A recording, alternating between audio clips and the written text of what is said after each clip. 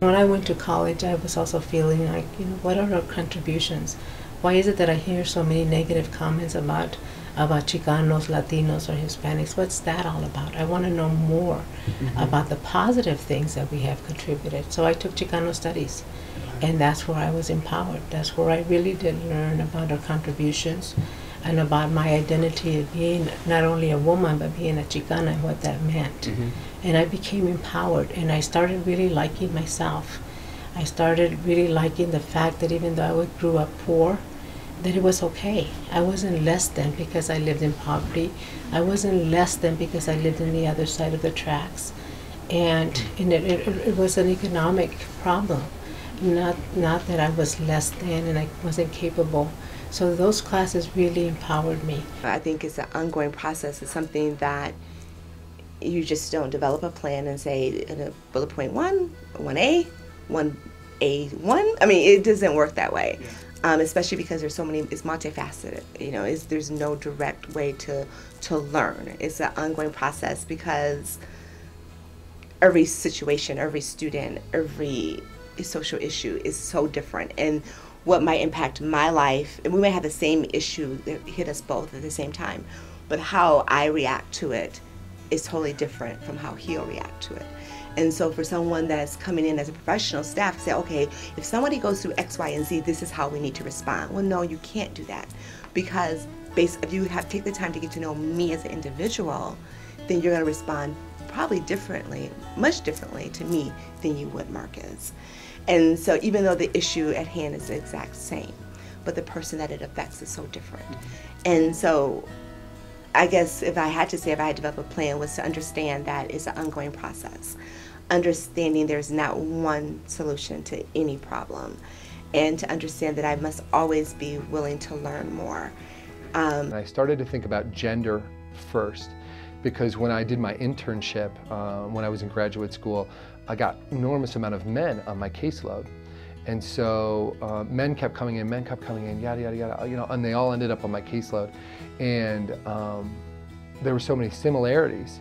Like there's a problem with the version of masculinity that we are teaching people, our young people. There are some problems. There's some great parts about masculinity, the dominant form of masculinity, the kind of masculinity that you see in the movies and on TV and in music and all that kind of stuff. There are some good parts, but there's a dark side to it too.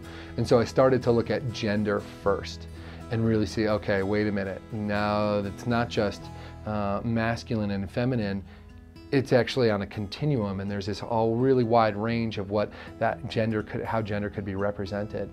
And then I spent actually a lot of time over at the Women and Gender Advocacy Center and hung out there with folks because I had so many questions about that.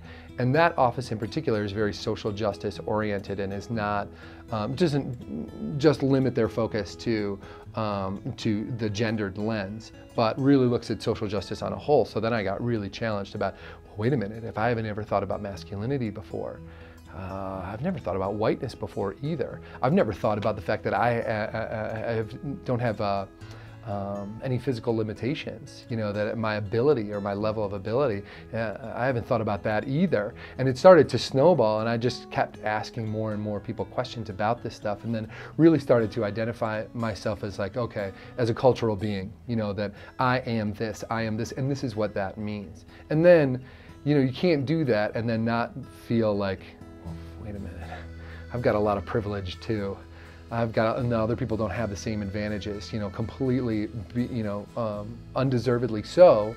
I have all of these advantages and all of these privileges that other people don't have. And I couldn't live in that area and not think, okay, well, what do I do about this? How do I work on this situation?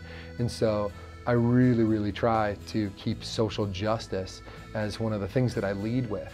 Now, especially being a person of privilege, I kind of have a responsibility to talk to other people who will listen to me, the dominant identitied folks, especially, hetero, white, male, able-bodied, all that kind of stuff. I have a responsibility to talk to those people and kind of do some work in that area so that, those are the people that I have influence over. When I think about identity and privilege, I think back when I first left home and attended college for the first time. I grew up in a kind of a community where it wasn't so apparent there was differences, and I wasn't really keen on any changes, that I was really different from others. It wasn't until I went to college to where I wasn't the majority, and I started to understand that I had differences from others and I was different, and that initiated more questioning on my side as far as, really, who am I? What influences from family or friends have really shaped my thoughts in terms of identity and privilege. So really starting to learn more and more in those areas would be probably reading, doing some research on the topics, doing some reading, like I said. Also really in your day-to-day interaction with different programs or different offices. Here at CSU, I feel in that regard we have different offices that reflect those differences and some of those identities. So just being able to interact with other students that may identify themselves different from you really goes a long way to really answering a lot of those questions. But then realizing that, those people that are different in most cases are really readily want to share information with you.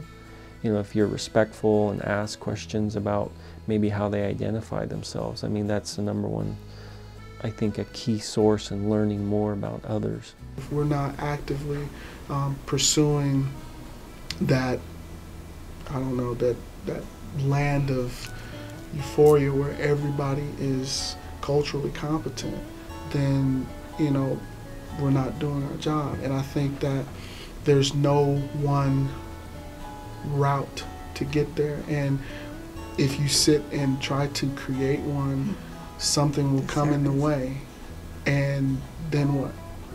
Because you're closed-minded and you have a tunnel vision on getting there instead of having flexibility with your path. And I think that the work that our offices do, we all come in with different sets of directions, but we all have the same destination in mind. So just not losing track of, the destination, because sometimes most of us get caught up in the scolding or the that's not right.